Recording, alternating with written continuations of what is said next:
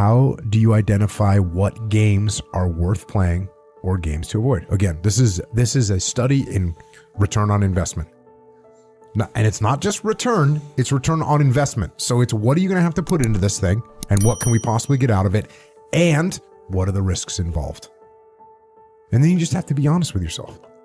Just be honest with yourself. You're looking at some game. Want to get involved with a girl. Want to start a new business. Want to get involved in a club.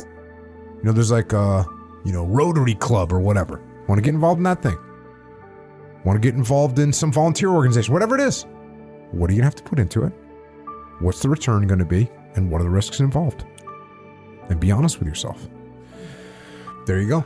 Perfect example. Yep. He had to look at it. He's got this game. He knows what the investment is. It's his time. It's his effort. Yep.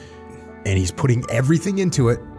And he's already achieved. He's gotten what the return that he's gotten. He's like, you know what? I got enough money. I got enough fame. I got enough credit. Street cred from who gives street cred? Comedian cred or something? I don't know. He looked at it, measured the ROI, and said, okay, cool, I'm done. And there you go. Good metaphor there. How to know when you're playing the wrong game and it's time to quit or switch games. Okay. ROI, right? Measure the ROI. What are you getting out of this? If you're going to get a lot out of it, but it's a lot of effort, okay, well, is it worth the effort? Is it worth the investment? Time, money, leadership capital, whatever the thing is. Family. Is it going to be worth it? Or is it not?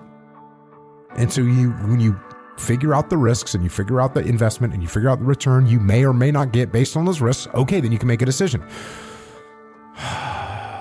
Now, what's interesting about this question is we're in the game. He's saying you're playing the wrong game. So now what we have to do is we have to do an honest assessment of our trajectory in this game, right? How well am I doing?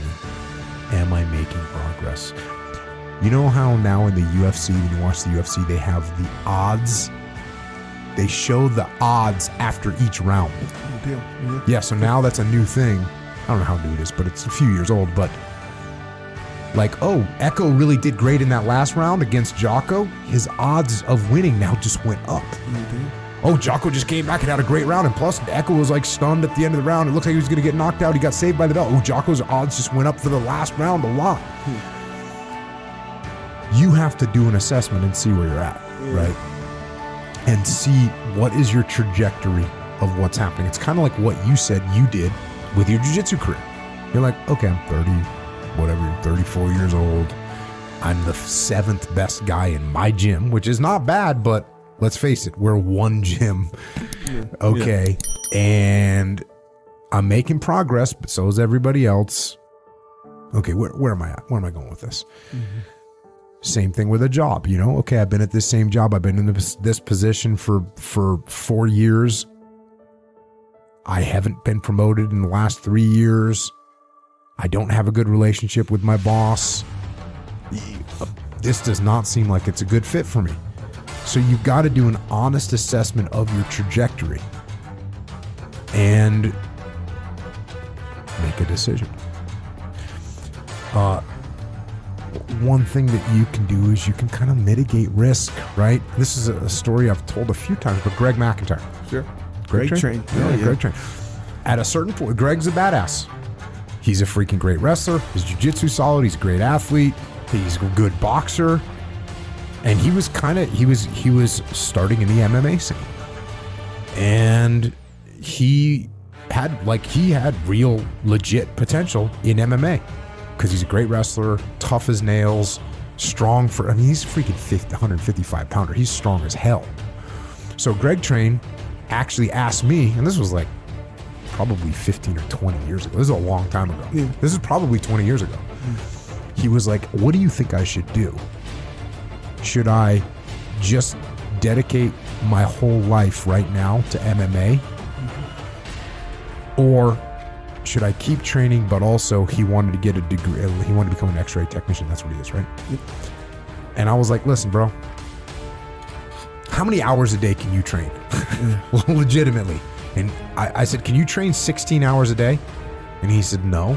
I said, no one can train 16 hours a day. If you really train hard, how many hours a day can you train? Including recovery, like the whole 9 yards. He's like, I don't know, maybe 4 or 5, right? That's like training, conditioning, recovery. Maybe you do 6. Okay,